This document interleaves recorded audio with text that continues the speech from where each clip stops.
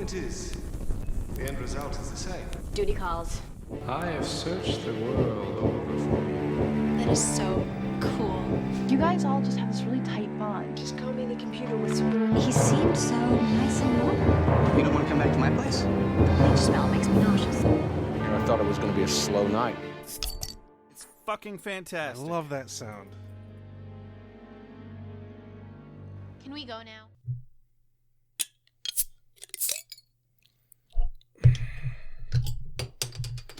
Gosh, did you have bottle opener dysfunction, Rex? No, I had shoulder dysfunction. Functionally the same thing. Yeah, no, honestly. By extension. Turns out the pinched nerve in my shoulder means I can't hold the bottle in front of the microphone while opening it. Fascinating. So, funny story, Josh. The day after I turned 41, I hurt my shoulder By sneezing. by sleeping. Even worse. It's the kind of writing you can't make up. Yeah, by the way, I've heard this story, everyone. He's really just using me as a device to tell you. Yes. I have a pinched nerve in my shoulder from sleeping. Which I'm hoping that at some point he will also use me as a device to introduce the episode. Welcome to Beer with Buffy. I'm Rex. I'm Josh. And today on Beer with Buffy, we are reviewing Season 6, Episode 14, Older and Far Away. Me too. Yes. But yeah, mostly I'm just mentioning the whole pinched nerve thing just as a, like, hey, if you're wondering, why is this episode so late? Well, that's one of the number one reasons. Oh, and also, I got sick twice consecutively. Once with a cold that lasted for at least 5 days, and then about 2 days later, a stomach bug that knocked me out for another, 2.5 days. And more than likely, Josh got sick because I got him sick.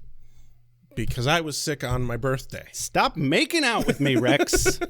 Good God.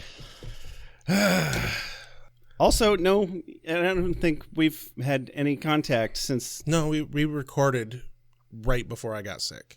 Oh, okay, actually, that's very possible. Yeah.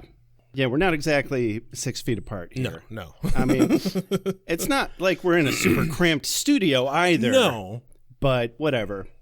Anyway, guess what, Rex? What's that? We have a new review. We do! On iTunes, which, by the way, giving us a review on iTunes is one of the best ways to help our algorithm. Yes. Unless you're this person who gave us a bad review. Well, it's not a bad review. It's okay. It's 3 stars. It's mediocre. It's 3 stars, and it's not favorable, I'd say. But we're going to read it anyway, because we'd be hypocrites if we didn't. We've always said that we would. Yeah, it just never came up because we're so amazing. Creative honesty. Yeah, exactly. So it's titled, I Tried. Ouch. Got through half of the second season and skipped ahead to season 6, which they are currently on. Yes. We are. Too much Xander bashing. Which is fine if there is funny dialogue or interesting facts given to compensate. There is not enough for me to stick with it. Okay, all right. Chachasita, it's actually their name. I'll give you that. But in my opinion, there's no such thing as too much Xander bashing. What I particularly find interesting is that more often than not, we get praise for our exact level of Xander bashing. Yeah, I know there's people out there that are still really big fans of Nicholas Brendan. Yeah. I don't know why. I don't understand it either. I keep catching his live streams since Michelle Trachtenberg died. He's saying a lot of really nice things about Michelle Trachtenberg. That's good. Yeah. They worked really closely together. I would never shit on that. He is, however, shitting all over the new reboot that's coming up that Sarah Michelle Gellar is participating in. I'm like, dude, you don't know anything about it. You know what that tells me? He's jealous. What that tells me is that he has probably even looked into getting on that show. Oh, maybe. And they don't want him. Maybe, yeah. Obviously, they don't want him. But also, I haven't looked too deep into it, but he's definitely had some health problems recently, and the poor bastard has aged like an avocado. I don't want to shame him for that, but he's rough. It sucks. He's so rough now. It's sad. Anyway, there's no such thing as too much Xander bashing, all right? If you don't like that, I guess it's not your podcast. I'm sorry. And honestly, I don't think we do that much Xander bashing now. We did a lot more in the early seasons I try to give him, well, there was reason to. I try to give him credit where credit's due. Yeah. You know, I will say we do. I know what they're talking about. We do just kind of automatically jump down his shit. And even a lot of times when he doesn't necessarily deserve it. It's really got to be a net positive for me to give him credit where credit's due. Right. If it's neutral, we generally swing negative. So, they're not wrong. You're not wrong, but I'm not going to change. No. So here we are. But honestly, the way I look at it is our podcast isn't going to be for everyone, and that's okay. Yeah, nobody's ever going to be everybody's cup of tea. Exactly. That's okay. But you know what? Thank you to that reviewer. You gave us a good shot. You will still be in the running for a hoodie when we hit 100 reviews and in about 5 years. Despite the fact that you didn't particularly like our show, if you still want a sticker, I'll still send you I'll give you a free sticker. fucking sticker. Yeah. Absolutely. Chachasita, let us know if you happen to still listen to this at all, which sounds like you're not. No, probably not. Probably not. Oh, well. Oh, well. Fuck-a-doodle-doo, Rex. Yeah, on to people who definitely love our show. Yeah. Because they give us money to keep doing this. Whew. Oh, man, I thought we'd never get there. Our executive doodle-doos are as follows. Joshua, what are you doing, Joshua? Good God. Then Angelica Tinkerbell Matheson, Pixie Dark, Elon Bond, Tracy Kidd, finally figured out name change meow, Monica Fonseca Excelentes, Tsuba Spike, Audrey Two French Last Names, check out my band Cryptids, Allie B, Nathan Lancy, Dulcinea, Rachel Doodle-Doo, Seal Hole Emporium, Mr.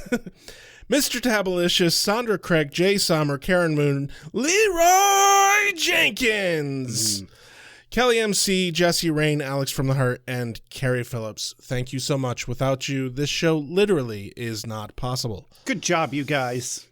Good job. We love you very, very much. Very, very, very, very much. I think about you all day, every day. Every one of you. Yes, you. I mean, I don't think about you that much. Personally, every single one of you completely saturates my thoughts on a daily basis for at least 8 hours. You know, it's my job. Okay? I wonder how many of them knew that they were signing up for sexual harassment. Ouch. If the answer is not every single fucking one of them, they're not paying attention. Right.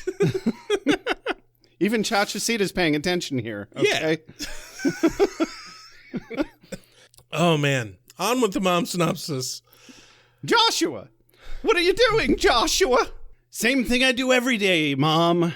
Try to escape this house that I'm trapped in with a demon. Oh, honey, there's no demon. You're not trapped here. What are you talking about, Joshua? You're right. It's all in my head. Now that's the first thing you've said all year that's made any sense at all, Joshua. Except for the part where rent was already oppressively expensive, because not only is capitalism a cancer on society that demands eternal growth, but also we're being actively piloted into the ground by a malignant narcissist and his gang of greedy goons. Have you tried just spending all your money on rent, Joshua? Maybe you should pay me some rent so you can get some practice with it. And then there's the demon part. What demon, Joshua? There's no demon. You're the demon, Mom. Don't you get it? How dare you, Joshua? It's just a skin condition. It's not the... Okay, the skin flaps don't help, but that's not the point. It's my flappy ears too much, Joshua. I can't believe you're body shaming your own mother. Yes, it's the flappy ears, Mom. What am I, some kind of dog to you? An animal to be treated like dirt after all the bare minimum things I've done for you out of sheer obligation? Hey, your words, not mine. Because today on Buffy the Vampire Slayer, Buffy's out patrolling and continuing this thread previously established in prior episodes of Dawn feeling lonely and abandoned.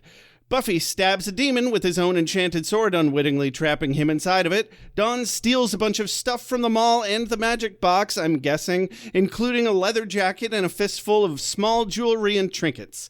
Next day, Dawn is called to the guidance counselor's office to check in on her, and it's a familiar face to us, but not to Dawn. She confides to her that she wishes people would stop leaving her. Buffy's birthday party is today, and the whole gang's invited. Even Spike, who was not invited. And a few other frankly inconsequential new characters are there, too. Hellfreak the Justice Demon, grants Dawn's wish, and casts a spell to prevent everyone from having the will to leave the house. Tara casts a counterspell that backfires and only releases the big red demon from the sword, who can phase in and out of dimensions or something, and he runs amok through the house. They suspect Dawn knows something about why this is happening, but she doesn't. Anya discovers all the shit she stole in a desperate attempt to find answers, and Buffy is suspicious of the guidance counselor she's just now learning of when Dawn finally opens up a little. Anya realizes the guidance counselor was Hellfreak and summons her to break the spell, and she does, but first they have to slay the other demon. Hellfreak intended to let them all stew indefinitely despite the suffering it would also cause Dawn, but decides to let them go because otherwise she was trapped there as well. They all leave. The end. Ladies, gentlemen, spiny-headed looking creatures. Soon as the sun goes down, soon as the sun goes down, vampire. Competition is a beautiful thing. Foods here. So, cold open on Buffy's living room. Yeah, where she is apologizing to Dawn that she has to go out and hunt a demon. And yeah, she's packing up some steaks, not the tasty kind. She's apologizing to Dawn. She's like, man, I swear we're going to sit down and have a proper dinner someday. But she's got to go take care of something specifically not a vampire. Yeah. She knows somehow. We know nothing about how she knows about this demon. It's not important. Dawn's very smiley and understanding. She's trying real hard to not be a dick about it. Yeah. Good for her. But, we shouldn't always praise that kind of behavior. If something's bothering you, we need to know. Yeah. I'm not blaming her. That's the society we live in. No, there's definitely... That's how people are conditioned. There's definitely a certain level of this entire episode where it's like, Dawn, you gotta speak up. Mm-hmm. Like, you gotta... In any relationship, whether it be a familial relationship or a romantic relationship, you have to fucking voice your needs. Yeah, if only she had, some kind of role model that showed her that. Right. Not Buffy, not Joyce. No. That's for fucking sure. Dawn mentions that maybe they can decorate for Buffy's birthday party when she gets back, but Buffy thinks she'll be pretty late, and Willow's on party duty, so nothing to do. Yeah. And Dawn's clearly a little disappointed by that. Buffy tells her to finish her homework and not stay up too late, and fucks off. And now we're in the cemetery. Yeah, where very quickly Buffy fights a demon. Big red, weird-looking fucker, some sort of headdress. Yeah, it slightly resembled kind of a Klingon. A little bit. But red. Had some sort of, I don't want to say ceremonial robes, but, those kind of, not like a tunic. I heard the word for it just the other day. That classic medieval, hey, we're in a cult. And we also work for the castle. Tabard? Tabard, that's the one. Yes. I don't know of any cults that use tabards. Yeah, but it kind of gives that impression, though, doesn't Yeah. it? I can imagine a cult that's wearing tabards. Okay, it's more knights. Yeah. Kind of a look. Yeah. Knights But are in a cult. They're Christians. It's a death cult. I mean, you're not wrong. More importantly, though, he has a shiny sword. Very shiny. Yeah, very shiny sword. Super shiny. The fight is very quick and over after, Buffy stabs him with his own sword. Yeah. And she gets knocked to the ground when she does that, and we see that he gets absorbed into the sword, Buffy does not see this because she is knocked down by the shockwave Right. of the magic spell that's absorbing him into the sword. Yeah, and she stands up and she's like, oh, where'd he go? He ran away. And sees his sword there, and she's like, ooh, shiny, and takes the sword. Mm-hmm. I thought it was funny. It's obviously dubbed over the part where she's looking away from the camera and on her hands and knees and says, what's the matter? Didn't want to fight a real warrior or something? Like, you can't see her face and she's not talking at all. So, I mean, maybe she said that on set real time. Right. But it just didn't feel like it because you couldn't see her face or What her I body think- moving in any way that suggested she was talking. I don't remember what it was I saw recently that kind of showcased this sort of editing. But oftentimes the reason this kind of edit happens is because there was more scene that line was spoken, but they had to cut down time. So they basically took the audio from a later point in the scene, cut out a chunk of the visuals, Right. and then moved the audio. Yeah, took the audio from that shoot. They didn't have Right. to dub it over. Yeah, because it definitely, the acoustics sounded identical. Yeah, exactly. So that's very likely. So more than likely she stood up and faced the camera and said it. But they're like, yeah, we're out of time. Let's cut that down. Oh, well. It was awkward. Yeah. Bad edit. That's all I'm saying. So, opening sequence. We're in the magic shop. Anya's Magic box. magic box. Anya's dusting some sort of severed hand. Yeah, I like how she so it's Anya, Xander, and Willow, and while Anya is dusting and cleaning in the magic box, Xander and Willow are planning Buffy's birthday party there, and Anya specifically is like, hey, do you think we should have a lot of candles for Buffy's birthday? And Xander calls her out on wanting to use all these apparently slug candles that she has too much stock of. And I think that's a callback to the Groundhog Day episode, which I don't remember what it's called, but the one where she kept having to go back down into the basement, and one of the customers that she had to keep dealing with repeatedly was some lame dude who was trying to decide between like cinnamon or slug candle. She's like, not slug every time. Right. And then finally she's like, you know what? Take the slug. So No, if that is a callback, that's fantastic. it definitely is. I just like the idea that she's trying to pawn off these candles and get rid of them. Oh, yeah. And so she's like, hey, how about we just have lots of candles? Why doesn't anybody like slug? Anya, slugs aren't turned on by slugs. Yeah. But then I don't think that's true. Well, I have no idea how slugs propagate, so I can't tell you. I imagine they're attracted to other slugs. Seems like they would be, Yeah. or at the very least, some sort of pheromone situation, Yeah, compelling them to breed at least. exactly. Unless they're completely asexual, which is I don't think they are. possible, though. Yeah. Maybe I don't know much they- about Are slugs. they like worms? They don't No. breed until they get cut in half? I don't know. that. I don't think that's not how worms breed. I know. I don't know much about worms either. Oh, well. Well, I'm going to have to look that one up Yeah, later. not exactly an endocrinologist here, okay? People, stop coming to this podcast for real facts. Is endocrinology the right word? Absolutely not. I didn't think so. I think it's entomology. That's insects. Yeah, it's God, as now close, I have to look it close up. as I'm going to get, because etymology is the study of words. Now I have to look it up. So if you are studying just worms, that is, I am going to butcher this. Oligarchy. I can't pronounce it. But apparently there's also the broader category of vermeology. Huh. Yeah. Okay. But there's a But word for it. That's etymology is specifically insects, but it does also include some worms and arachnids and snails and slugs, apparently. very interesting. Read me the rest of Wikipedia. All of it right now. We don't have that kind of time. Okay, so Dawn shows up and wants someone to go to the mall with her to shop for presents for Buffy's birthday, but they're all busy. Willow has a Spellcasters Anonymous meeting. First I'm hearing of it. Also, are there really enough people out there that need such a service? I mean, in Sunnydale, I bet there's at least 3.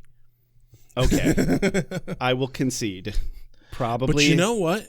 I bet if there were only 3, that would be problematic for them. You know, if there's a drug house where you can go where some guy keeps people hepped up on magics that are addictive, yeah, you're right. You know, this town does need that.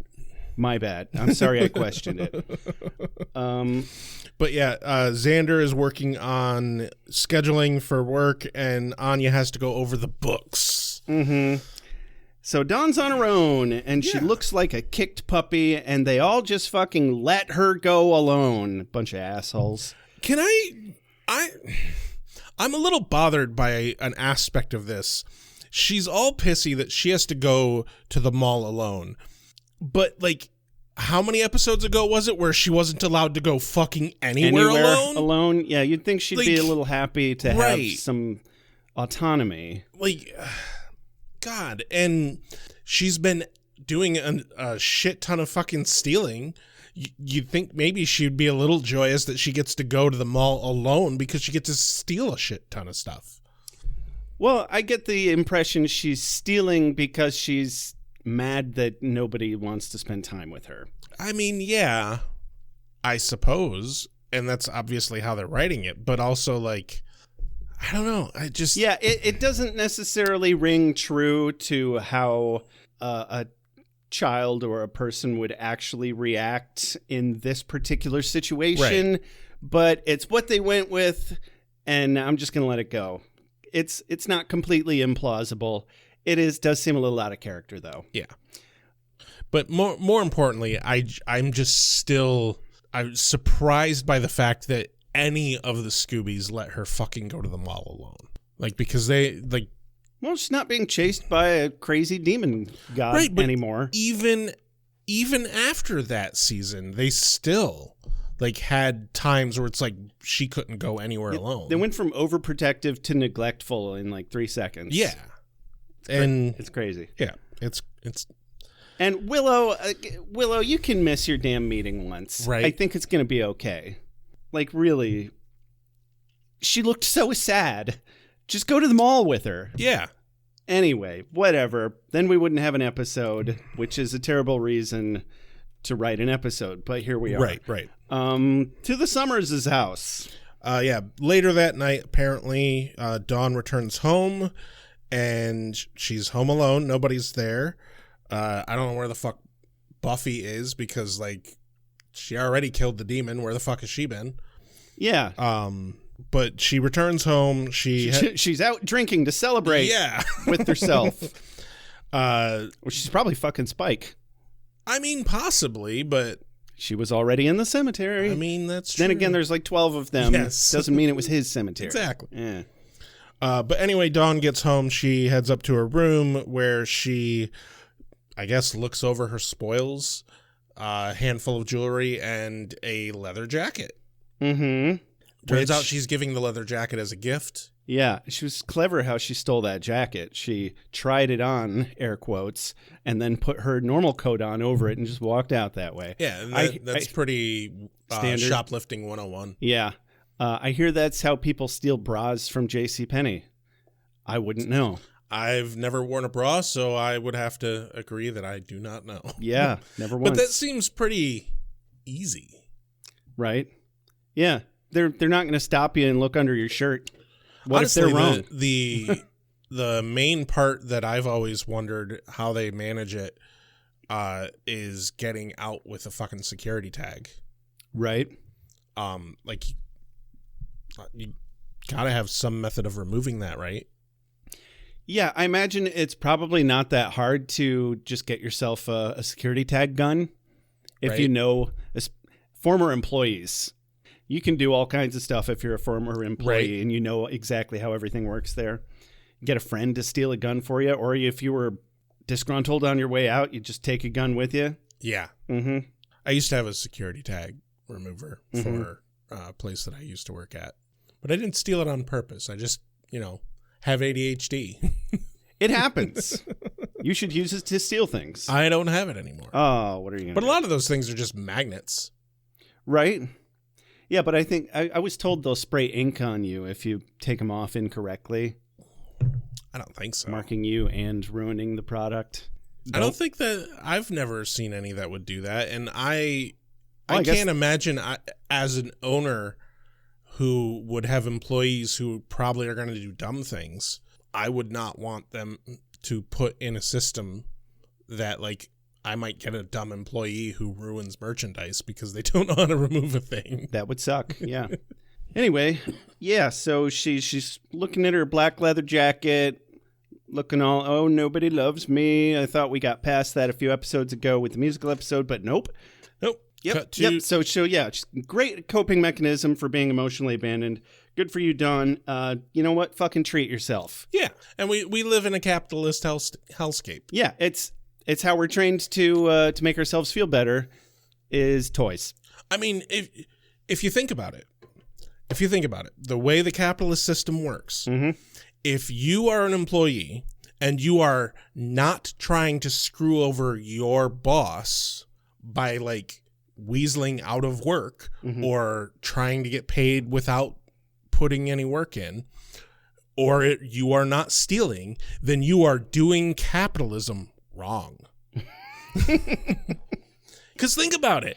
If you look at the capitalist system, anytime bosses weasel their employees out of money, they're just doing, quote, good business. Oh, yeah. Any fucking retail job, you're just automatically being taken advantage of out of the gate. Yeah. So like you're being paid way less than the amount of value you're creating for that company. Exactly.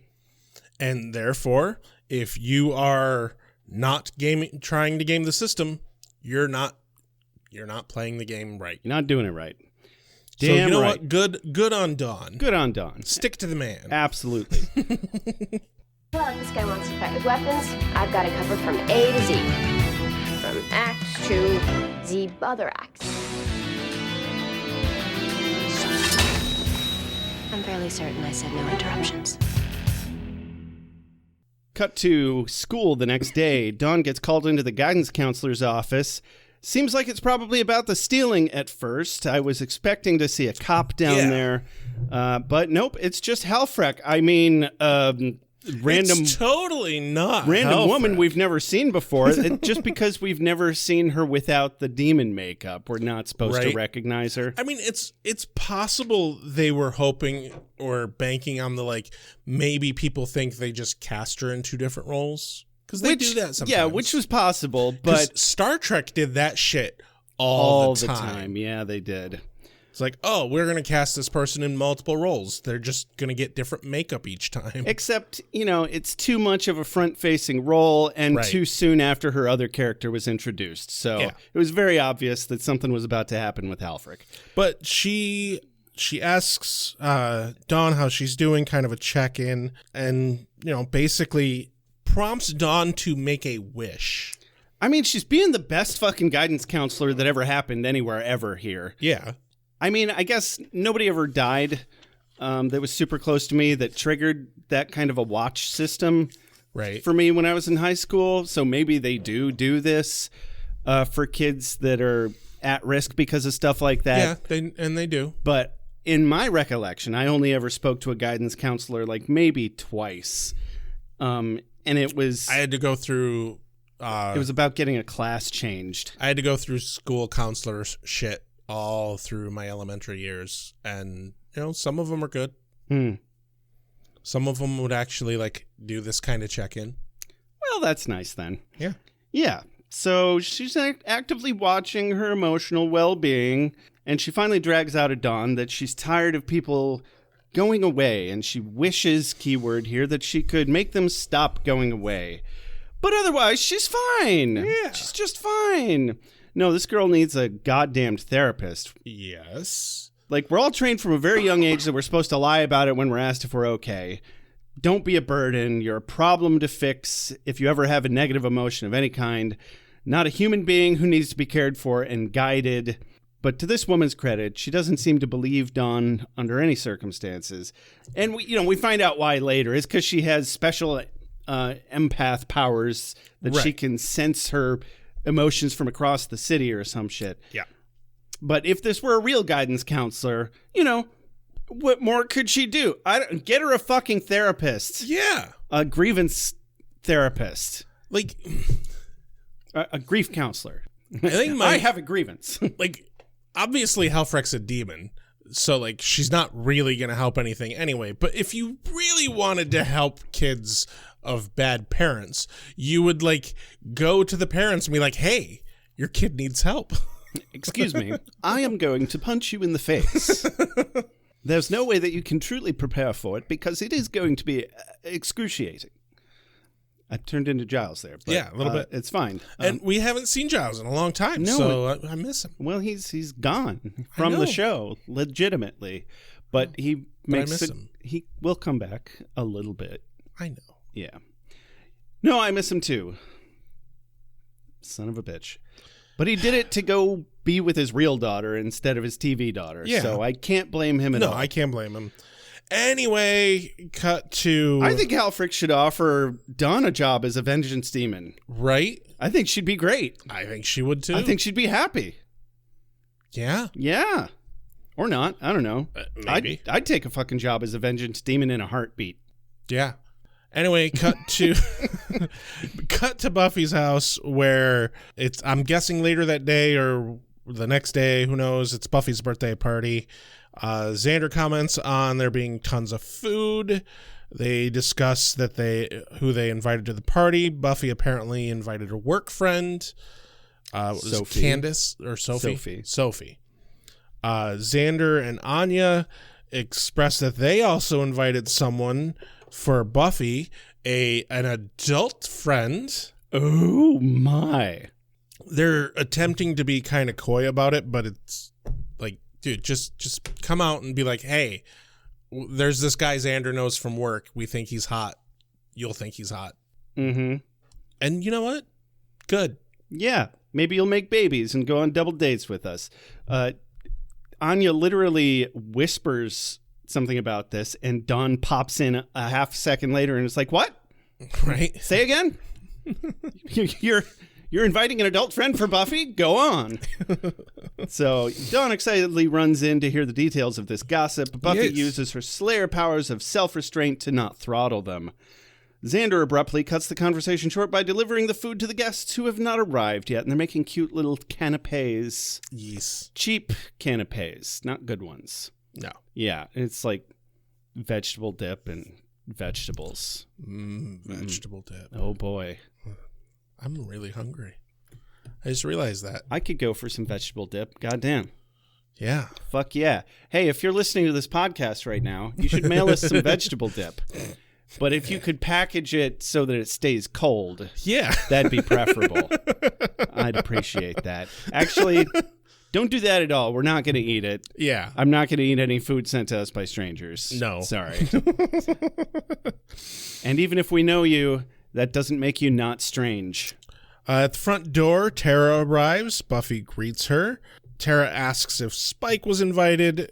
Buffy points out, no, definitely not. Tara is, in turn, actually quite nervous to be there because, oh, look, Willow's there. Yeah, the woman that she's got the hots for. Yeah. And is actually working really hard to be better so that they can be together again. And you can tell that it's working.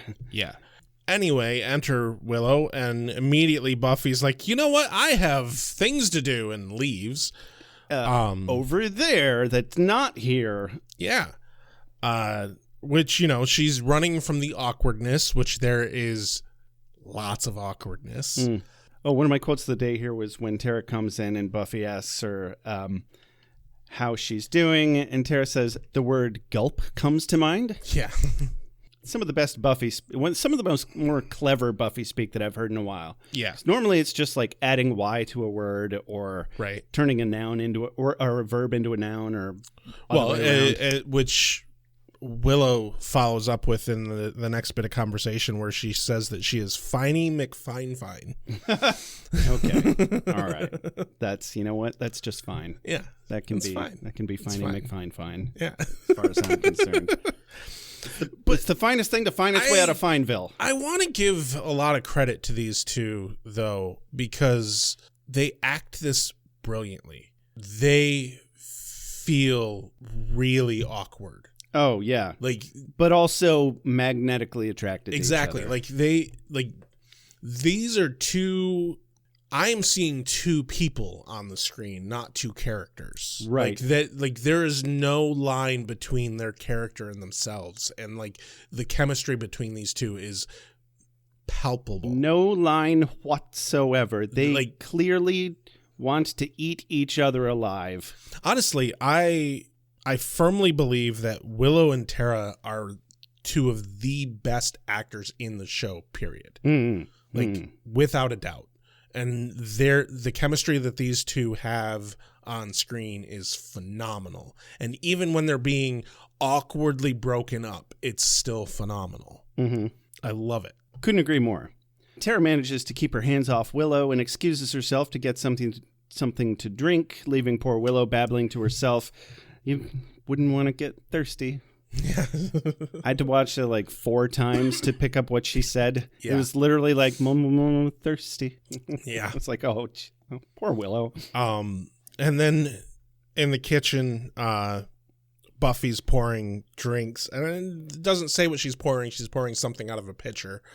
But Tara walks in. It looks like fucking Kool-Aid to me. Yeah. Whatever. Tara walks in, takes one and downs it. Hopefully, for her sake, it has some alcohol Hopefully in it. it's whiskey. Yeah. Straight fucking whiskey. Or vodka, whatever. It's probably something like Kool-Aid with vodka. It's probably some sort of mixed thing. Didn't seem like there was much alcohol at this party at all. And they do talk about a beer run. They talk about a beer run, but obviously they can't go get a beer run. So they run out of alcohol at some point in time. If they ever had any. But whatever. Spike knocks and then pops in through the back door. Giggity. His eye is still black and swollen from his fight with Buffy from last episode. And he's like, oh, yeah, Willow mentioned the shindig. I'm like, when did you talk to Willow? But whatever. Probably at the Magic Box. I was going to say probably at the shop. But he's also brought Clem. His good buddy Clement in tow, who reminds Buffy that they've met before. She's like, yeah, we did. While you were murdering kittens. He wasn't. They were gambling for kittens. Gambling. They didn't murder them. What do you think they do with them? So they were doing the before part of the murder. They weren't murdering them there. They probably make kitten pies out of them or something. Or they fuck them. You never know. Oh my God. Rex, how could you? How could you even think such a thing before me? This is very upsetting. Exactly. Pass me a note next time or something. We have roles to play here. Good God.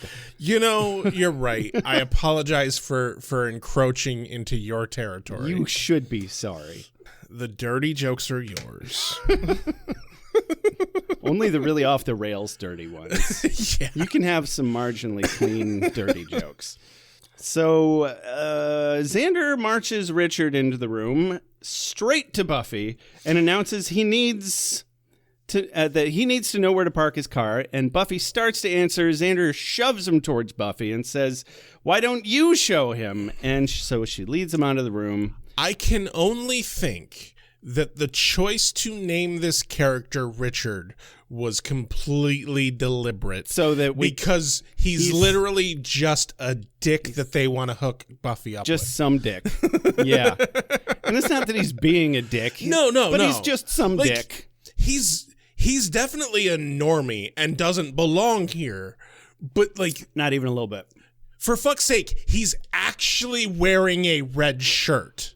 Right. He's wearing a red shirt. It's a literal red shirt. Yes. Yeah. He is a literal red shirt. That's funny. I didn't even think about that. But it pleases me to know that his name is Richard because there's no way that wasn't very deliberate. No, not at all. Because he's just there to be someone that Xander and Anya hope that Buffy hooks up with. Mm-hmm.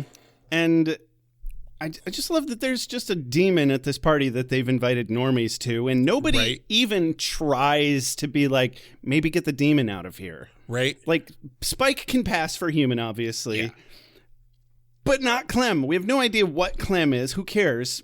He's the flappy guy. Immediately after Buffy's like, okay, I'll show you where to park, they step to the exit of the kitchen, and Richard asks her about Clem. Oh, skin condition. Yeah. I like how it's like unquestionably not a skin condition. That's a hell of a skin condition. You know, to me, he looks like a piglet. A little bit, yeah. Just a really, really skin flabby one. I've seen some people with some problems in real life, and I think I would believe it, actually. Yeah? Like, he just looks too comfortable in his own skin for it to be a condition. Yeah. But anyway, and as they walk out, Tara's like, oh, he seemed cute, after Spike is obviously like, oh, what a dick, or whatever he calls him. He calls him a stupid git. Stupid git. Yeah, he should have called him a dick. No, this is one of my quotes of the day. Because Tara responds with, I don't know. He seemed cute. Was he cute? I mean, I'm not a very good judge, but I think he seemed cute. To which Clem responds, no, I think he seemed cute. Yeah, I had the exact same quote of the day. Both for Tara's line of, I mean, I'm not a very good judge of that. It's like, ha ha, because she's a lesbian. Yeah. Thanks for reminding us. That being said. But the funnier part was Clem saying, yeah, I think he seemed cute. Yeah. It suddenly made Clem very endearing. Right. And no, I like Clem. I'm fully on board with Clem suddenly. Like, I hate the way he looks, but he's hilarious. Yeah. I like the fact that the joke here is Tara is basically saying he seemed cute, but I can't tell because I'm a lesbian. Mm-hmm. But then turn to Clem, who's like probably male, probably hetero. Oh, definitely the second worst judge in the room. Yeah, exactly. But like, yeah, he seemed cute. Well, also, this might be another callback, or I might be thinking of something that happens in the future, but there's definitely an episode. I think it was the Kittens episode where he said, I don't understand how you guys can mate with women of your species. They're so tight-skinned. Yes. Something like that. Yeah. So he's absolutely the second worst judge in the room. Yeah. And he's all, yeah, I think he seemed cute. The look on Spike's face when he like looks back at the two of them, he is just betrayed. Yeah. Oh, and he knows it. Yeah. He knows this dude's cute by modern beauty standards. Yeah. Absolutely. Frankly, it's ludicrous to have these interlocking bodies and not interlock. Putrefying diseases. It'll make you blind and insane, but it won't kill you. Light a bunch of candles and have sex near them. So far, I like it. Please remove your clothing now.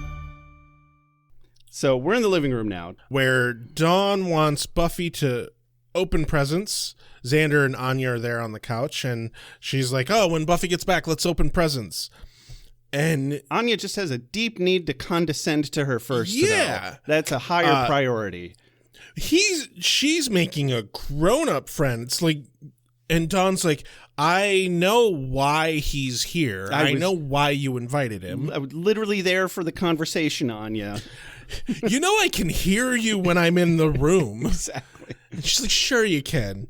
You know I'm in high school, right? Yes, you are. God. Anya's really laid it on thick. Bitch the whole episode.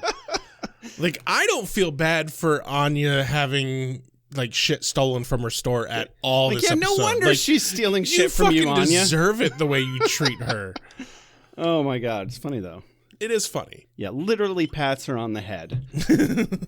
Dawn's rightfully very confused. Like, this is pretty oblivious even for Anya. I think my favorite part is the fact that Dawn is an age that we've seen these characters. Mm-hmm. So, like, we've seen all their characters at this age. Right. Like, this is roughly when Anya came into the show, was this age. I mean, none of the actors were actually... Right, obviously. But her age, but yeah. They're only, at best, 6 years older than Dawn. Right. Well, my theory here is that Anya is oversteering on this one because normally she'd have been far too blunt about it and would have called him her potential sexual mate or something. Right. Maybe Xander specifically told her to not talk about it that way. Tone it down around Dawn. And so she's trying to... I think that's good headcanon. Yeah. That's good headcanon. Yeah. Sometimes I notice things. Yeah. From there, we go to a little bit in the hallway as Buffy's coming downstairs for some reason. Mm-hmm. It's a little bit later. Yeah. Spike pulls Buffy aside and asks if she wants to blow out his candles. Giggity. And then, she doesn't. What? Maybe this is an inappropriate time, Spike, to be talking about blowing out candles. Right? Yeah, like... when you're not the birthday girl. Can't believe she didn't just drop on her knees and make a zip sound effect right there. You're such a charmer. But yeah, she points out that maybe Spike is the jealous one. And he, of course... I'm not jealous. Nuh-uh. God. Quote of the day, of course. You think he'll take you out on his 10-speed, pet? Maybe he'll let you ride in that little basket in the front? Jealous my ass. He's very obviously like she correctly called him out. Oh yeah. And he's like, fuck, damn it. She got me. Back in the living room, we are doing presents. Apparently Willow got her a back massager, and nobody is thinking about that as a back massager. Nope, not a single person there. I mean, is it because it's kind of phallic? I mean, it's two knobs and the joke and a long handle. Honestly, I'm a little disappointed that they didn't make the joke. Or is it because it's a vibrator? Or is it both of these things? Yes. I think it's because it's a vibrator. But the point is like they didn't make the joke. Like there isn't a joke about it being not a back massage. It's literally just Spike winking. Exactly. That's them making the joke. Exactly. And like even the awkwardness of Willow and how she's like, oh, it's set up so that you can like take it with you and it has batteries. And it's like there isn't really any like delivery of making that joke, with the exception of Spike's reaction. Yeah, which I'm sorry, he didn't wink. He just raised an eyebrow. Right. It was a very good eyebrow. But there was a joke there, and no one picked it up. That's okay. Yeah. Some jokes tell themselves. Buffy opens Dawn's present. It's the leather jacket that's obviously way too expensive for Dawn. She doesn't ask the obvious question immediately. How the hell did you afford this? Right. I'm working at Double Meat Palace to pay our bills. What the hell? Where'd you get the money for this jacket? Are you selling drugs, Dawn? Minimum $300. Minimum, yeah. Like by the way, and that's in fucking early 2000s money. No, I at the time that this episode aired, I actually went and bought a brand new leather jacket that was on sale that was very similar in like weight and size to this leather jacket. And that cost me about $300. So I believe that this jacket probably cost $300 to $400. Oh, at least at that time. And in today's money would be like $600. Yeah, and it's at the mall in California. Yeah, so like there's no way that is not a $500 jacket. Seriously. Which, holy shit, I think that's bordering on felony theft. Borderline, definitely. And it still has the security tag on it. Yeah. But before Buffy can ask too many questions, Xander interrupts with a big wooden chest that he had handmade for her to keep weapons and CDs in. I want to give some credit here. Like, that was an extremely beautiful piece of woodwork. It's a very nice looking chest. It looks way too good, but sure, let's say Xander is canonically an amazing woodworker. That's fine. No, I'm fine with that. They've started showing that he has a gift for that kind of thing. Mm-hmm. There, see, we're saying good things about Xander. Yeah. You're welcome. God. But also, that's the best choice of gift for the fucking Slayer. A really fancy weapons chest? No, it's a good Hell gift. yeah. It's a good gift. I mean, it looked store-bought to me. It didn't look handmade. Maybe he's just that good. Maybe he's definitely just that good. I do want to say, though, it is very pointed that, like, we don't really get any actual sort of reaction of Buffy receiving the gift from Dawn. There's the moment of like, oh, the tag's still on it. But then there's nothing. She just immediately sets it aside because Anya and Xander wheel in this gift. Mm-hmm. And like... Yeah, she went, oh, squirrel. Right. It's fine. But like, talk about lack of etiquette on Xander and Anya's part for not like waiting your fucking turn. Right. Well, so my theory on that is that they didn't realize that was what was happening because they had to step out of the room to go get that. And that might be true. But, step back in and read the room first. Yeah, exactly. But I guess... Also, wrap your shit. That's like... Right. It's a present. You can totally just wrap fucking tape or paper and shit around the thing that has wheels. Yeah. Like... Put a sheet over it and a bow. Exactly. I don't care. Exactly. Yeah. Yeah. And wait your turn when giving gifts, god damn it. So fucking rude. But also, Buffy could have been at least good enough to turn and say, thank you so much, Dawn. Right. Also, we're going to talk about this later. Well, she hasn't put it together yet that it's stolen. Yeah, it did sound like she believed Dawn when she said, oh, that's weird. They didn't take that off. Why didn't they do that? Like, it's obvious that Buffy wants to believe that Dawn wouldn't steal anything. And it's like that continues through the episode later on when the truth is revealed. Mm-hmm. Like, Buffy's hesitant to believe that is the case. Yeah. Yeah, she doesn't want to believe it. That's for damn sure. But Dawn is clearly upset that Buffy quickly shoved the jacket back into her lap and stopped even thinking about it without even trying it on. Enter... Knock at the door. Yeah, knock at the door. Enter Sophie. Which she talks about how she can't have all these things and like allergies and stuff like that. This girl brings some serious 9-year-old energy to this party. Yes. That I guess we really needed or something. Actually, not really. No, not really. It's a level of awkward that's awkward even for a 9-year-old. It is unquestionably the kind of character that Willow was in high school. Yeah, probably. And I'd say middle school. Like Willow wasn't even that bad in high school. Right. And the thing is, though, the way this character is written for this scene in particular, I think she's too young to have been invited to this party by certainly the way she's written, but it sounds like she's old enough to drink. Yeah. Because she mentions that she can't have beer because of barley, not because she's not old enough. Right. And it sounds like she knows this from experience, maybe? Yeah, I guess. I don't know. But, of course, there's a little jab here after Sophie's introduced to everyone. Anya says to Buffy, not very quietly, mind you, our friend is better. Mm-hmm. It's like, wait for a moment where the girl's not literally introducing herself. Right, and, like, also, Anya, it's not a competition. Seriously. That's not how things like this work. This poor girl's probably already got horrible social anxiety, and you're being a bitch about it, okay? Yeah, and Buffy did not invite this person as a date. For anybody, yeah. Unless Buffy's interested, no? Maybe. No, she just wants a friend. Yeah. She's trying to be nice. Yeah. I'm sure they bonded at Double Meat Palace over something, and... she's probably the smartest other person at Double Meat Palace. Right. Because that place. Yeah. That place. Well, she makes a joke about it later about, and I got to go to work at Double Meat Palace. Oh, wait, actually, no. That's fine. No, I don't.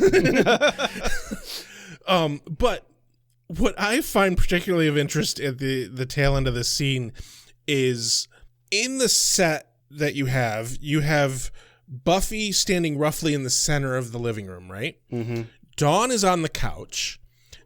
In between Dawn and the door is Tara, who opened the door, Spike is in the hallway near the door, and Willow is also in between Dawn and the door. And during all this, solely for having Dawn closing the door and seeing Helfrich on the porch, Buffy has Dawn close the door, even though Tara's standing directly next to it. It's very convoluted. Dawn, get the door. Yeah, I bet. Why the fuck are you having the person on the other side of the room get the door? Well, because this is Dawn's episode. Which, yes. It's convoluted, like you said. It felt painfully awkward solely to be like, the writers are like, okay, like, we need to have this scene of Dawn closing the door. How can she really stick it in and break it off after shitting all... She might as well have dropped trow, taken a dump on the jacket, and then been like, also, slave, go into the fire and close yonder. I'm done. Yeah. I'm done. My only point is like, this is the one moment where it's like, that felt awkwardly written and... Awkwardly blocked, at least. Yeah, awkwardly blocked. Definitely. Just to get the bit where Helfrich's on the porch, reveals that it's Helfrich, which we already knew because we're not fucking idiots. And she's like, wish granted. I was really enjoying the look on Spike's face during this scene, especially when Sophie comes in and just rounds out the other end of the spectrum from Spike and Clem.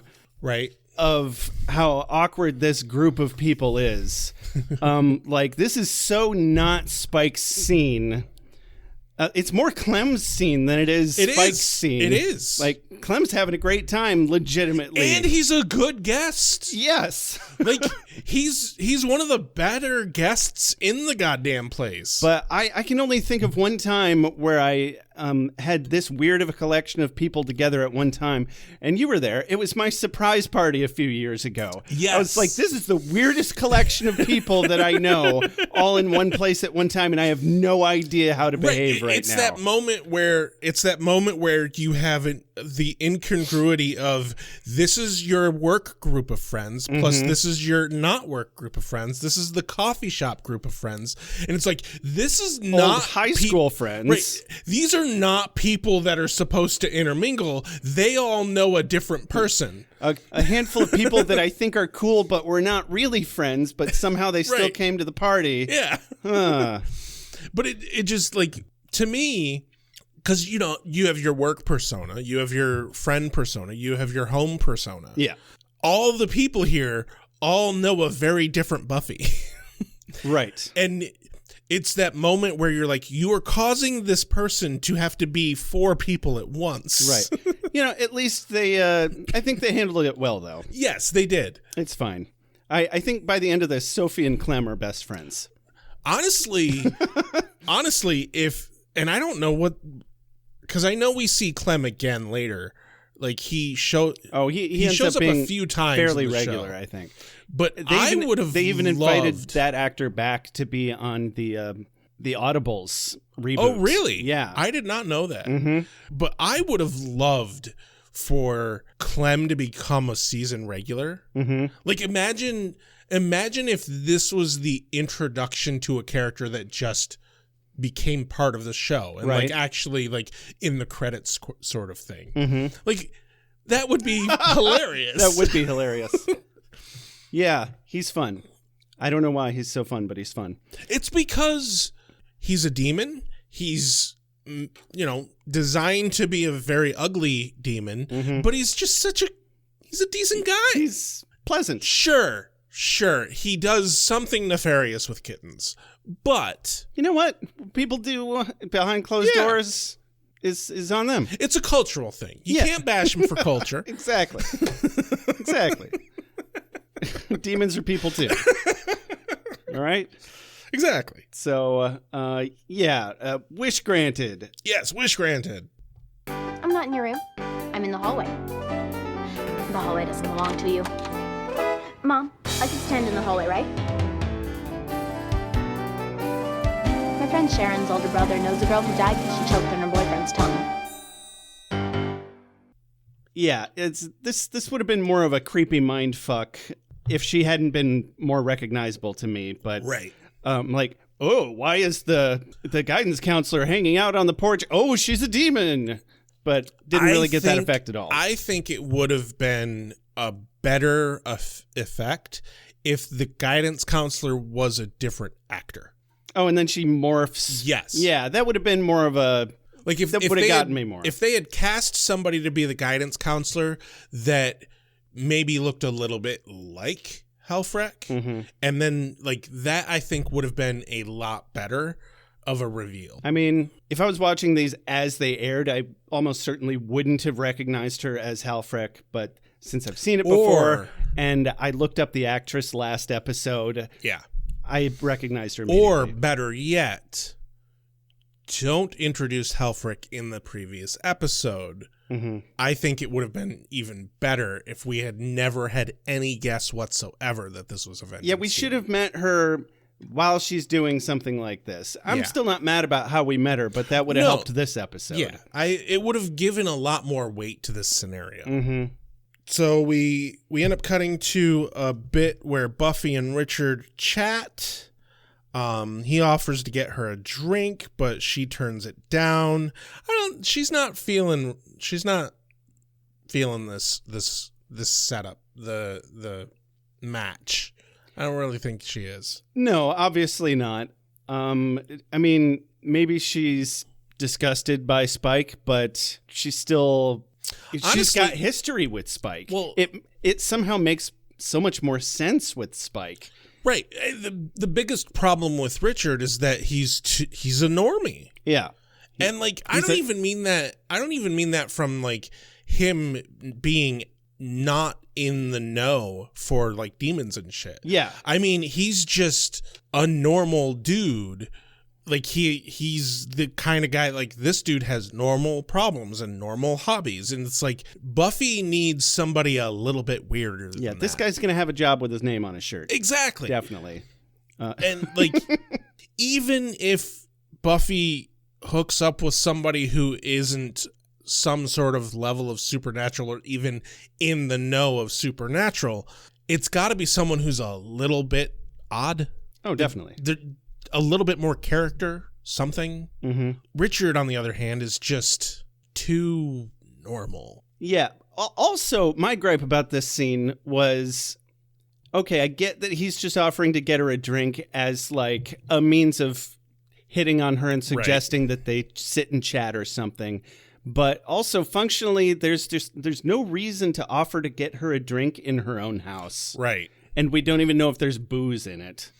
And especially when Spike pops up afterwards and it's like, oh, can I get you a soda pop? I'm in love. I mean, there's also... Because, like, yeah, he'd just be getting her a soda pop. There's also so obviously zero chemistry between them. Very little.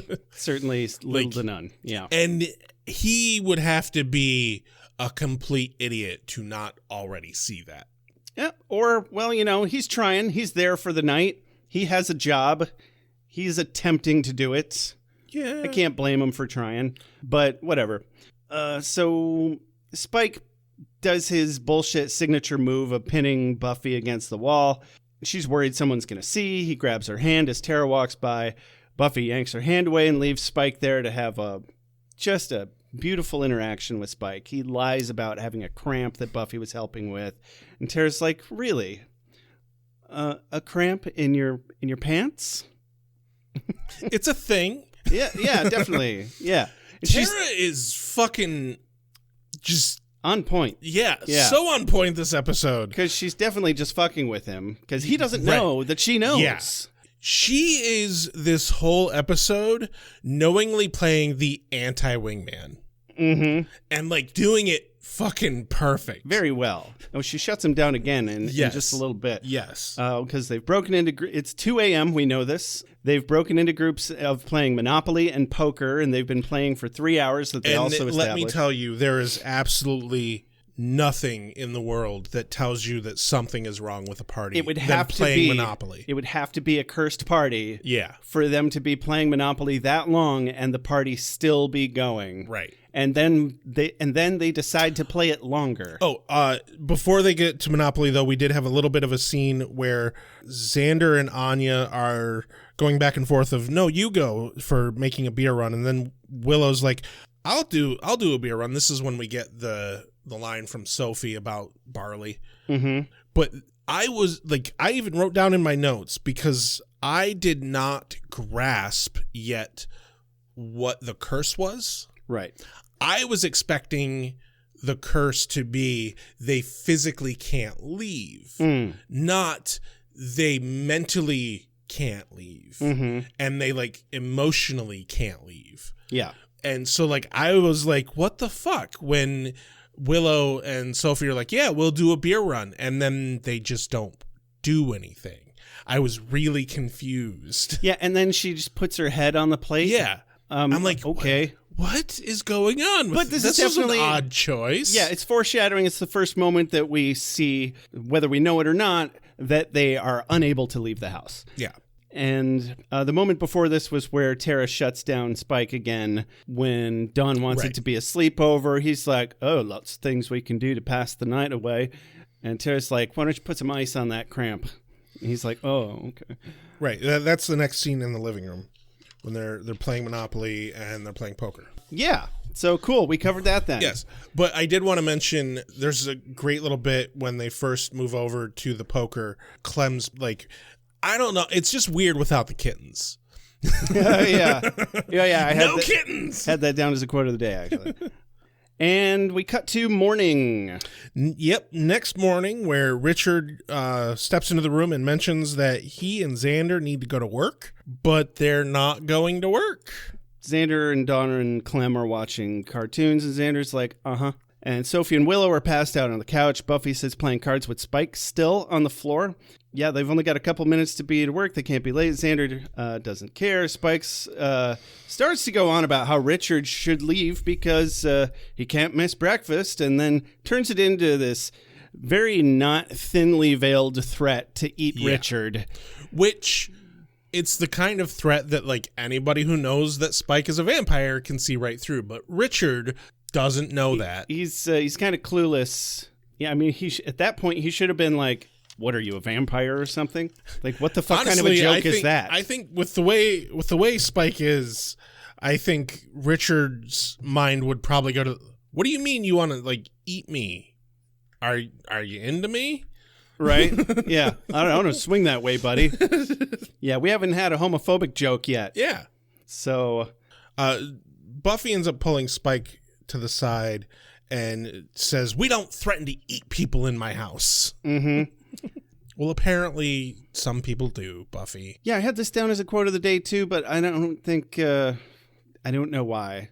Because Buffy's like, yeah, I should have thrown you out the second you got here. I was insane to think you ever could just hang out with my friends. And Spike's like, well, I was insane to... No, wait, you were right. You're insane. Not particularly clever. I did find it interesting that there's never a moment where the conversation, like when Spike first arrives, it felt like there should have been some level of Buffy going, what the fuck are you doing here? Yeah. I didn't invite you. She didn't even try to kick him out. Yeah. But, you know, she was trying to go with the flow. Which that's fine. Makes sense. So we're over in the kitchen now. Tara's eating some cereal, commenting on how she didn't plan for a sleepover. Willow comments that it's weird. She has class. Tara agrees, and it's like she wants to leave, but doesn't want to. And Buffy tries to throw Spike out, and he can't go because of daylight. So, you know, obviously he doesn't want to go. Buffy's like, well, fine, I'll go instead. Spike's like, I'll get the door. And then they're both like, I'm actually trying to move, but they cannot. I just want to point out that this is what executive function issues feels like. Just had to get that little PSA in there. Yes, this is exactly what it feels like, where you're like, I would like to open that door. Fuck all you normies. Why am I not opening that door? Fuck all you normies who can just brush your teeth automatically. Yeah. The moment where Buffy's like, why am I not moving? I'm like, that is executive dysfunction. That is why I can't do the dishes, damn it. Exactly. That's the entire reason. And it is actually the entire reason why I struggle to do the dishes. Well, but also your shoulder hurts. Well, now. So now we're in the living room. The whole group stands there ominously. Yeah. They're starting to realize something's wrong. Buffy finally says it. Something or someone is standing on the wing, keeping us all from leaving. Xander has a genius idea. Why don't we all just throw ourselves at the door at once? On the count of 3, and no one moves. Obviously, no one does anything. They all agree they have places to be and things to do that they'd rather be doing that are more important. And Dawn's like, of course, it's more important than me. Why would everything's more important than me? I don't know why she's Jewish now. And, even though so it's all about her now, even though she's had this full ass night of people hanging out with her at her sister's birthday party. Yeah. You would think that would be enough social interaction that she'd be tired and like, yeah, y'all should go to work and shit while I sleep. Doesn't she have to go to school? Maybe it's a Saturday. Yeah, maybe. Could be a Saturday. But it can't be a Saturday because Xander and Richard have to go to work. They work construction, dude. That's probably Monday through Friday. Isn't it? Yeah. Okay. Well, fuck. Anyway, yeah. So she should be at school. She takes issues when they all rightfully assume that she might know something and twists their words into a direct accusation. Of course they think that because she's the only one not the least bit upset that nobody can leave. Yeah. How dare you all leave me? Even though they're being super nice and reasonable with her, like, what is her actual trauma that makes this character choice even make any sense? Yeah. The Scoobies follow her up to her bedroom. Xander makes a reference to Once More with Feeling, talking about calling a demon with a trinket. Mm-hmm. Which was his fault when they all thought it was her fault. Yeah. So it doesn't even really make sense. Dawn expresses how happy she is that they're all trapped, but then kicks them out of her room because, I'm so glad that you can't leave me. Now leave me. Now go away. Yeah, she finally actually answers their question, but doesn't actually know anything. And she lets it fly that she wishes she had done something because she feels like it's the only way she could get anyone to spend time with her. Now, too bad Helfrich wasn't listening to that. Right. But they press a bit more, and then she just screams at them to leave. I just thought it was hilarious how at the beginning and end of this particular snippet of scene, she throws herself on the bed. Right. It's just such a weird way to have a tantrum. I want to give credit to the writers of this bit. They really nail the whole teenage girl has no clue what she actually wants. I can see that. Yeah. Particularly as teenagers, we've all been there. We're like, we are upset and we don't know what will fix it, and we don't know what we want. Yeah. Oh, poor Dawn. She's just, she's so confused. Yeah. Yeah. But also solid 50% of this is just her hormones. Solid 50%. But also kind of neglected. Yeah. Because of capitalism. Yes. Because her sister, for some reason, has to go earn money for shit wages. Honestly, it's constantly. Probably due to the fact that they had a solid stretch of time where Buffy wasn't working, was fucking around all the damn time. And that would make it harder to deal with the transition to Buffy's not there and having to work. Mm-hmm. That makes sense to me. That Dawn would feel lonely suddenly. Yeah. Because she was used to Buffy being there. Okay, I can see that. Once upon a time, there was a kitty. She was very little, and she was all alone, and nobody wanted her. Did the kitty get chosen by some nice people? Well, now you ruined the ending.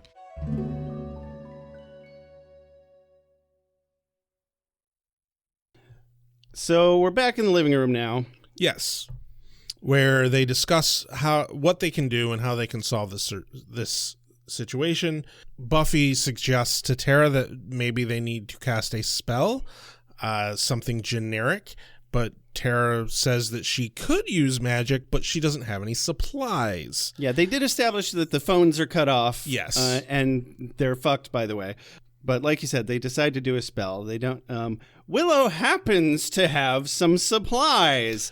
Which good on her. Yeah. For, like, being like, actually, I do have some stuff that you can use for a spell. At which they should all be unequivocally thankful and excited about. Yes. But for some reason, the whole room just squelches their butthole together and gets a big old fucking it is problematic. Stick up their tight-ass little buttholes about it. I mean, it's as if the best way to look at this situation would be if you were at a gathering and somebody got severely injured and they were like in immense pain and you couldn't leave, and the heroin addict was like, actually, guys, I got something that can help with that pain. Like, that's an interesting analogy to it. Okay. Because that's about the level here. Well, it's something for the pain. Yeah, that makes sense. But that's not what this is for the solution of. Right. But that's like, they're looking at this not like, yeah, they're grateful that Willow does have the supplies, but also it's a problem that Willow has those supplies. Like, yeah, and I think giving her shit about it is something for a much later time. Yes. And even then should be kept to a damn minimum. Right. But even Xander immediately is just like, which is very bad. You shouldn't have those. So she can go ahead and save their lives, but they're just going to have a stern chat about it afterwards or right now. Especially Tara, who's like, okay, give me the goods, which, by the way, fuck you for having them, and I'm going to go do heroin all by myself now. You hear me? Because you can't handle it, right? You fucking lightweight. I have to do all of it for you so that we can get out of this mess. Kind of a clunky analogy, really. I mean, she's addicted to magic, for fuck's sake. How, like, it's difficult to work with a weird subject like this, damn it. Yeah, absolutely. Anyway, cut to Tara doing the spell. Richard asks about what's going on, and nobody answers him or even acknowledges what he says. Who knows what they're doing in the kitchen? I'm like, honestly, it looks like they're baking something. Yeah, like, what's your problem, bro? Honestly, the thing, whatever it is that she's making, looks like kind of like Oreo chocolate pudding mud something. Yeah, I mean, it looked like berries, but also it could have been that pudding dirt. Yeah. Yeah, that shit's good. Oh, it's so good. Anyway, she casts a spell of release to release them from the house, but turns out it only releases the demon from the sword. And they still can't leave, which, that sucks. It does, in fact. So, yeah, Tara completes the spell, and it works, just not on them leaving. Yeah. Releases the demon from the sword. Oh, no. Buffy fights the demon, and Richard gets caught in the crossfire, but unfortunately doesn't die. And, he probably would have been fine if he didn't wear a red shirt to the party. It was his own fucking fault. They take him upstairs because it's always a great idea to move an injured person, especially if their entrails are in danger of falling out. I just have to say, Richard, it was your own fault going to a party dressed like that. What did you expect? Jesus. Buffy makes promises she can't keep, that they'll be out of there soon. Yeah. And this is just the laziest gore job that they've ever done. It's so obviously just some blood that they put on his shirt. Also later, though, Tara's like doing hard air quotes first aid on Richard laying in bed. And she is like dabbing at the gash. With his shirt still on. With his shirt still on. And she's using a cloth with... covered in blood and peroxide. Yeah, peroxide. And like...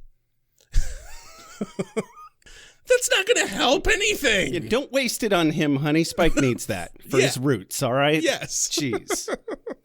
Also, fun fact, Peroxide is not good to use on open wounds. Really? Yeah, it can actually be very dangerous to use on open wounds. Huh. Particularly large open wounds. I didn't know that. Yeah, you don't want that shit in your body. In your blood system? Yeah, stream? it's very bad. Weird. Good to know. Yeah. Well, then what's it good for? Not that.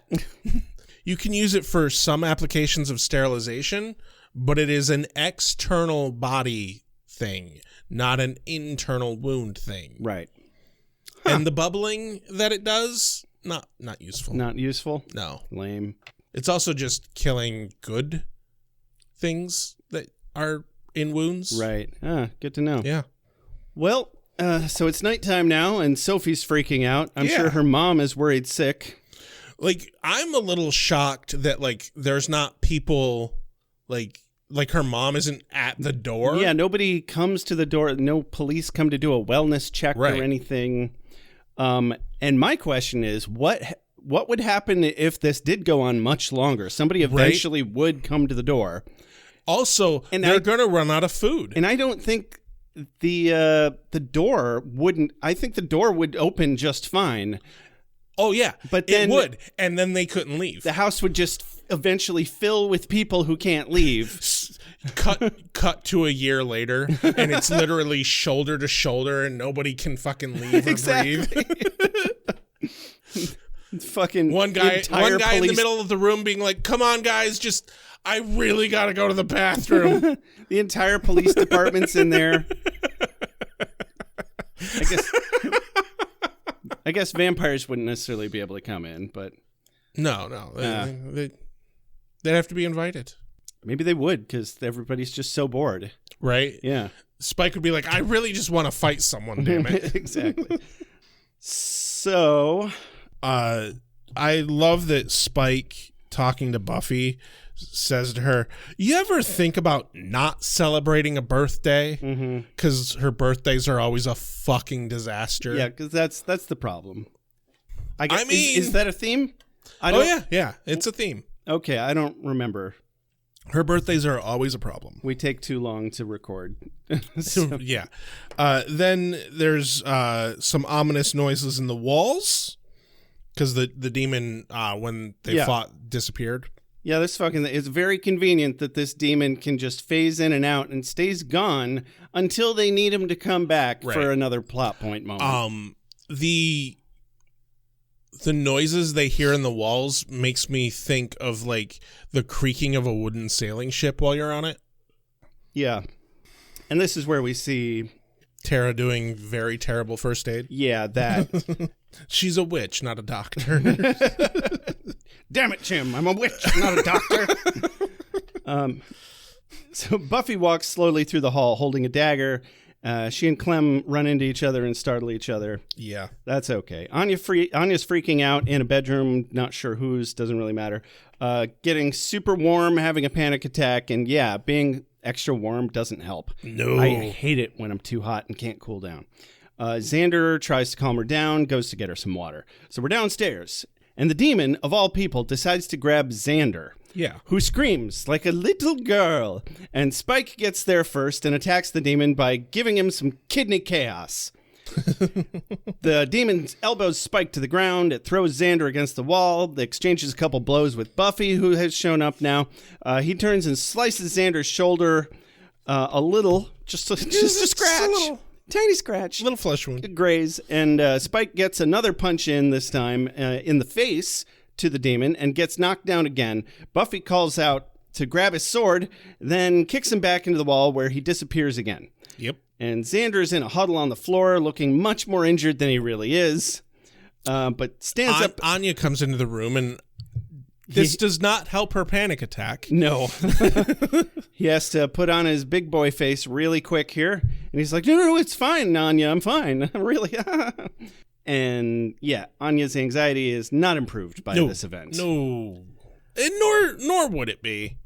Like, no. Not only are you trapped in a house and freaking out, your soon-to-be husband has been injured. And there's a demon lurking around that can pop up anywhere. Yeah. Yeah. It's a bad combo. Not good. Just being trapped alone is enough to give me a full-blown panic attack. Yeah. or used to be before I was medicated. I don't know. If you were caught in this situation, even with meds, I think like it would start to like get to you. But also think about it. Do you have your meds with you all the time? Would you take your meds to a party, Josh? Actually, yeah. Anywhere that I have my backpack. Oh, well, then there you go. You're probably, lucky. Well, I would have left my backpack in the car, but, you know, it depends on the situation. Yeah. Whatever. So, Dawn, we're on Dawn now. Buffy asks Dawn if she's okay. I think we're back in Dawn's room. Yep. Buffy checks in with Dawn. Yeah, Dawn gives the most annoying answer possible. Dawn is super pissy for getting what she wanted. Yeah, right? She's like, do you care? And Buffy's like, okay, I'm not even going to entertain that response. And honestly, that might be part of the problem. Even though that's how I would have reacted. Right. But maybe that's not the best way to react, especially in this situation. Dawn has to chase after her caretaker for the attention she needs and deserves after having her anger shamed. But also there's something to be said for Dawn, for fuck's sake. She's in here checking up on you.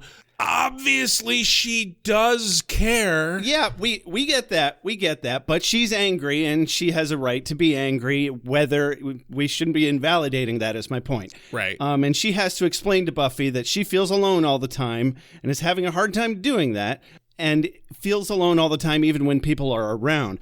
Right. But she has to tag on that she didn't mean for or want any of this to happen, and not necessarily in that order. Also, I do want to point out that feeling alone all the time, even when people are around, is depression. Right.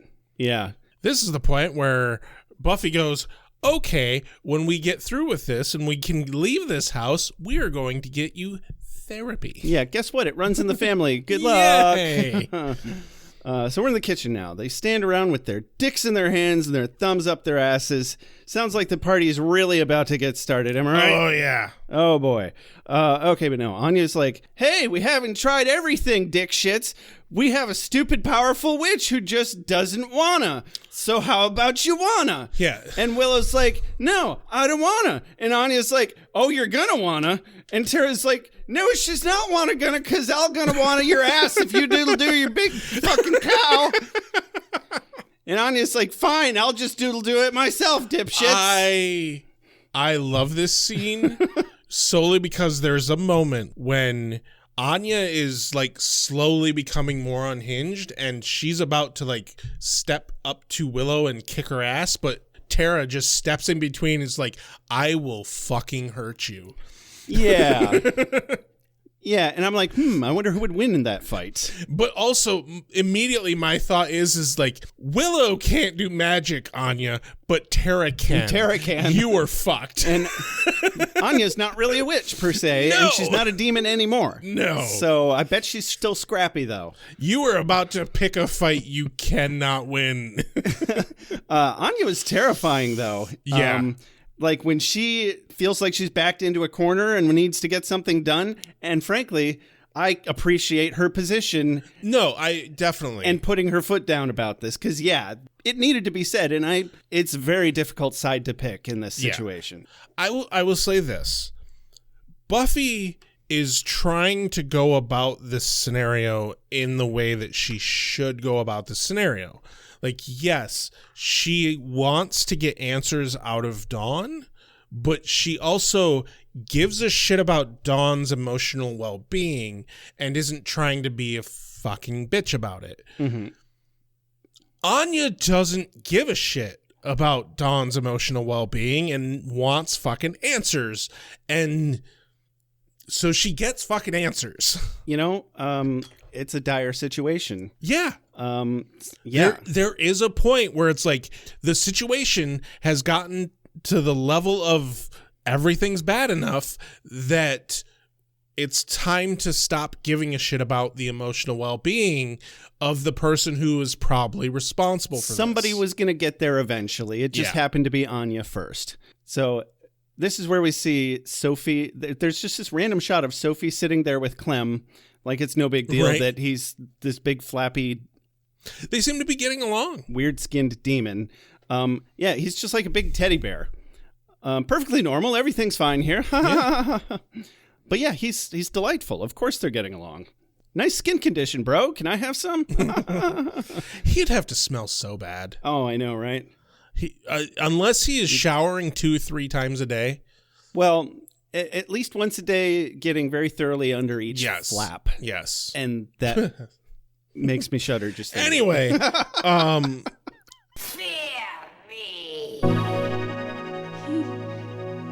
He's so cute. You didn't sense a hyena energy at all, did you? Because hyena possession is just unpleasant.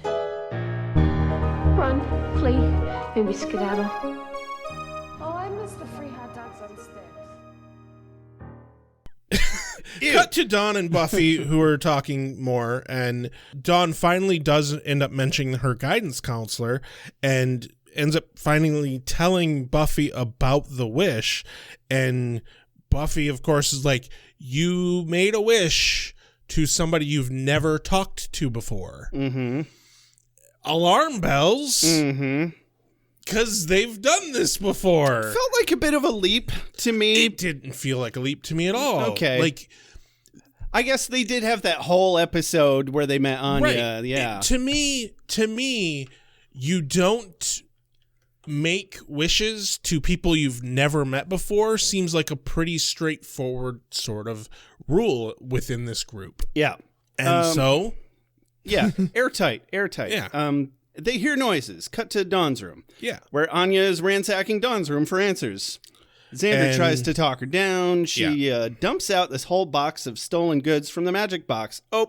And they, of course, admonish Dawn for breaking their trust. Yes. And, oh, how could you, after all I've done for you? And Buffy actually tries to have Dawn's back for a change, but then realizes the jacket is stolen, too. But then changes the subject. Brilliant. No. She made a wish to a guidance counselor that she'd never met. And that gets Anya off of her back real quick. Yeah. So that's nice. So Dawn tries to run, which, of course, she can't go far. She gets to the living room, but then they all follow. And this is when Buffy realized her brain does the math, stolen things plus jacket with the security tag. Mm-hmm. And she realizes that the jacket is stolen. But she has the wherewithal to be like, okay, that is a thing, and we are going to talk about that eventually, but not right now. That's a next episode This is not the time for that. Mm-hmm. And then this is when she explains to Anya what's going on, and Anya realizes that it's Halfric. And she calls out for Halfric twice, and bam, there's Halfric. Yes. Also, bam, the stabby demon pops back in and stabs Halfric right in the back through the chest. Which is problematic. And she slumps to the floor in a pile, and that is problematic at best. You are correct. But they have a little fight with the demon. They fight! They finally get the sword away from the fucker, and he tries to run away by running into the wall, but Buffy stabs the wall. And it works. Sucks him right back into the sword, which she immediately breaks, which luckily doesn't immediately release him again. Right. Just keep the shiny sword and lock it up. Come on. Exactly. Anya Don't do any release spells and you're fine. You have a demon sword. Take it to Giles. Be like, hey, can we just break this and get rid of the demon? Yeah. I don't know. Read a book. Read a book. Anya tries to get Halfric's pendant so they can break the spell, but Halfric jumps up and is like, what, this old flesh wound? Fuck off. It turns out that she recognizes Spike by calling him William. Oh, yeah. Spike then pretends that he has no idea who this is. I want to know, I think we'll learn later what's going on. Oh, this is going to come up later. Yeah. It better. Anyway, you don't establish something like that and not bring it up later. But so up until this point, I was a little bit like, okay, obviously Anya was a vengeance demon and she might have an in on this information, but this, like, yeah, it's a problem that Dawn made a wish to somebody she didn't know, but Anya connects the dots so quick that it's Halfric. And, like, that bothered me up until when Anya mentions, okay, yeah, but you have a thing with bad parents. Okay. Because, like, I think it's Xander mentions that, okay, but this isn't a love situation. Like, I thought vengeance demons punished men. Right. And turns out, no, vengeance demons enact vengeance, or as Helfrich says, justice demons.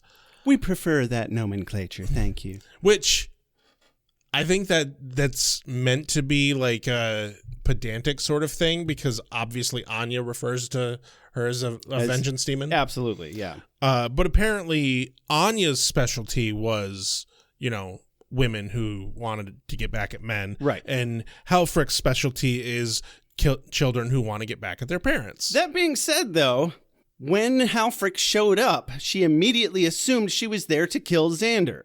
Yes. So that is true. It was not an Well, as she points out, the rest of the vengeance demons try to have a more well-rounded client base. Mm-hmm. So, good on her. Yeah, but it wasn't an inaccurate assumption to make. No. Or an unreasonable assumption to make that she was there to kill Xander because she was a vengeance demon in the same way that Anya was. Yeah.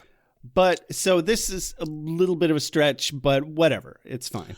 But yeah, my favorite part about this whole episode, though, is like, I kind of get put off by like, well, this whole scenario is resolved lickety-split, everything's fine. But this is the one moment where it's like, no, that's just funny. Because Helfrich is like, you know what? No, fuck you all. You're doomed. You're cursed. Deal with it. Bye. And then can't leave. Oops. So she can't leave, and she's like, you know what? Okay, fine. The curse is lifted.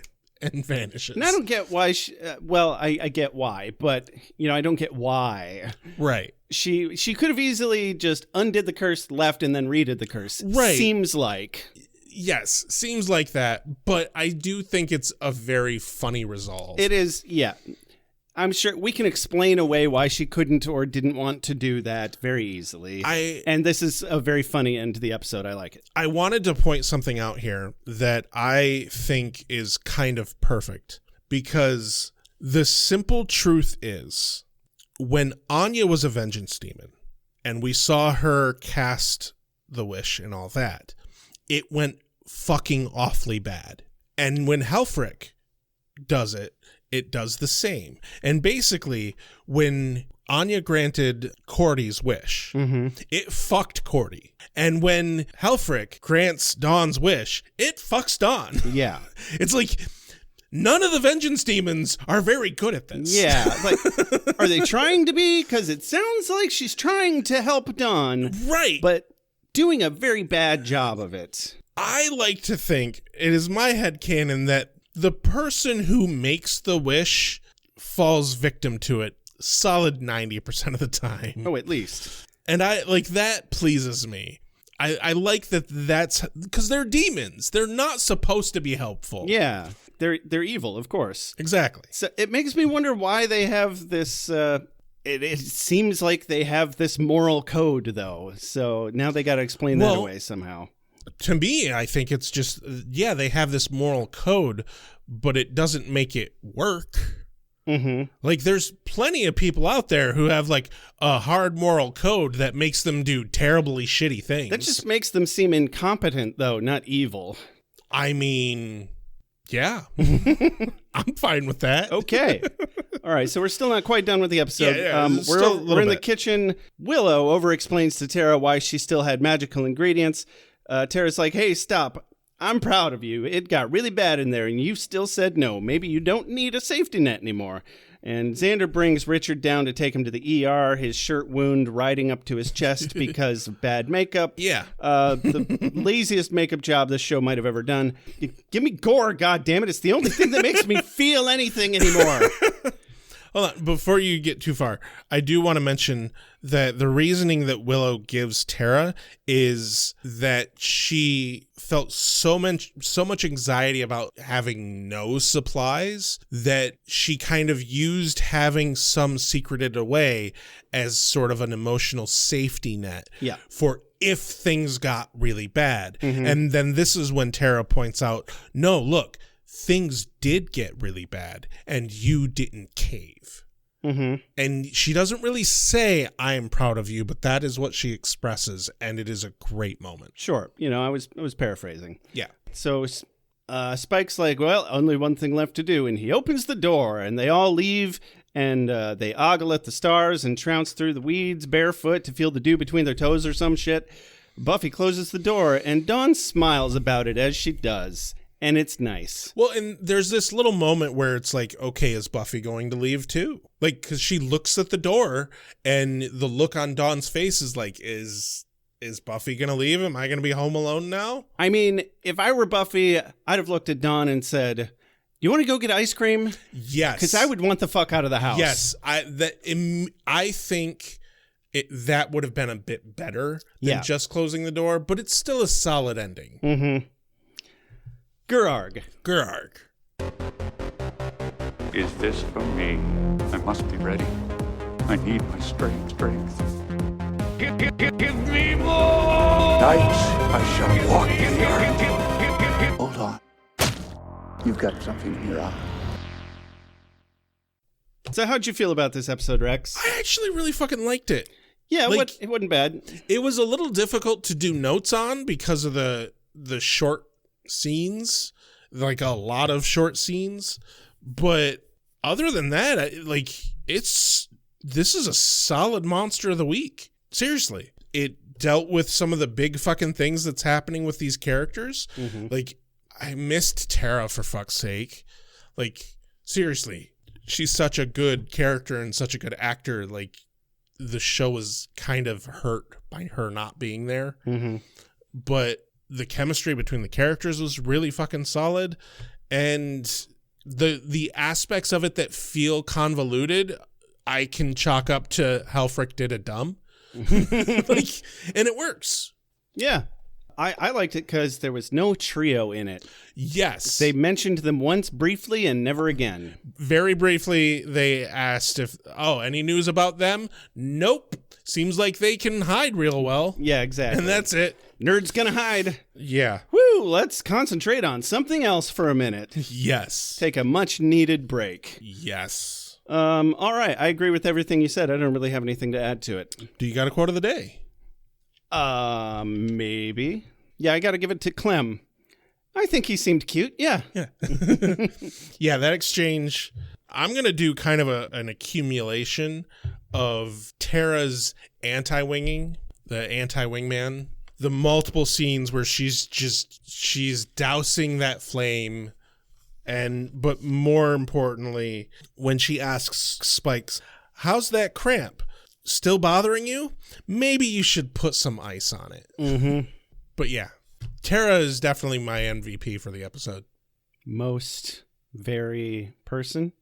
Yes. Okay. Most very person. She is very person-y. She is. Mostly in this episode. You're not wrong.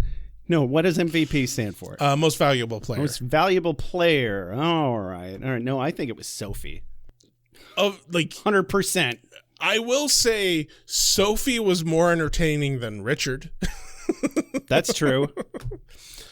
But I really did like the nod of putting Richard in a red shirt. And I actually looked it up after watching the episode in the wiki. That was on purpose. Nice. Like, they did purposely put him in a red shirt because he's a red shirt. Like, who confirmed that? I don't know, but it is actually written in the wiki that it is a nod to Star Trek. Okay, good. Thank God. We'll never see that asshole again. Hopefully. Nope. All right. Well, this has been another episode of Beer with Buffy, everyone. I've officially deleted our Twitter account for reasons that to me and Rex, I'm sure, seem obvious. And anyone who knows what's going on in the United States... And probably anyone who knows anything going on in the United States outside of the United States. Yeah, if you don't know, feel free to message us. Yeah. And I'll tell you all about it. Yeah. All day long. I'll send you links and everything. It'd probably be good for us to do to get it out of our system. To Absolutely.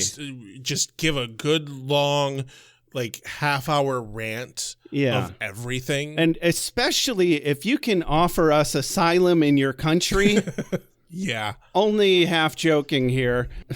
For any length of time, preferably several years, until we get a new commander-in-chief.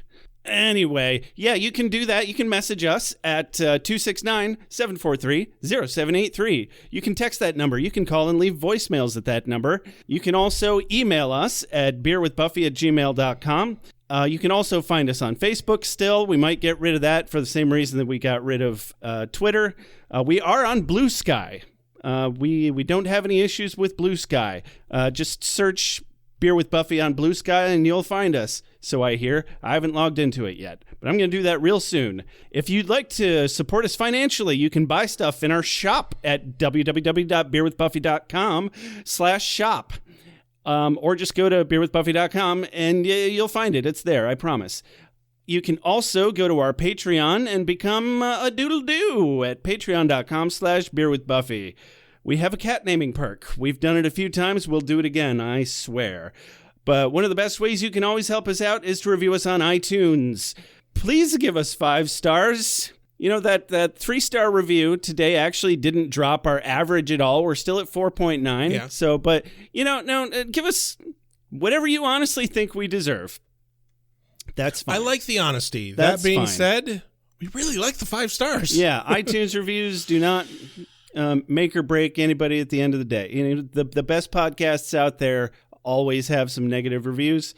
Do what you got to do. Diddle-do.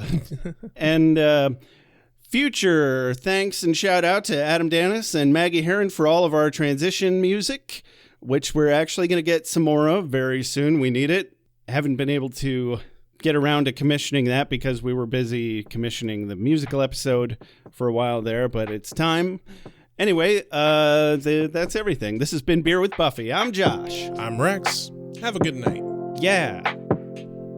Put some ice on that. Giggity. I've got a cramp in my pants. I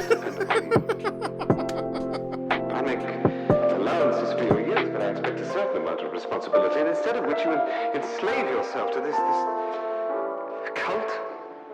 You don't like the color?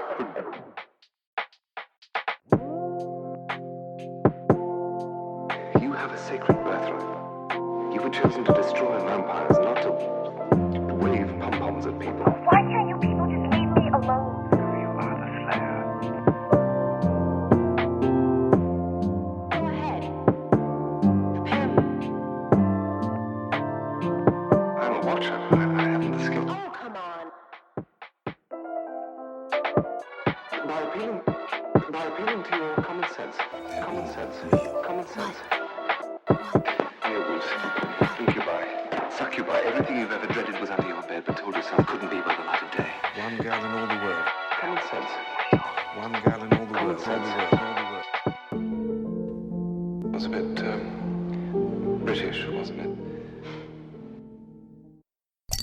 Whee! Wait, what have we done? Why are we watching this?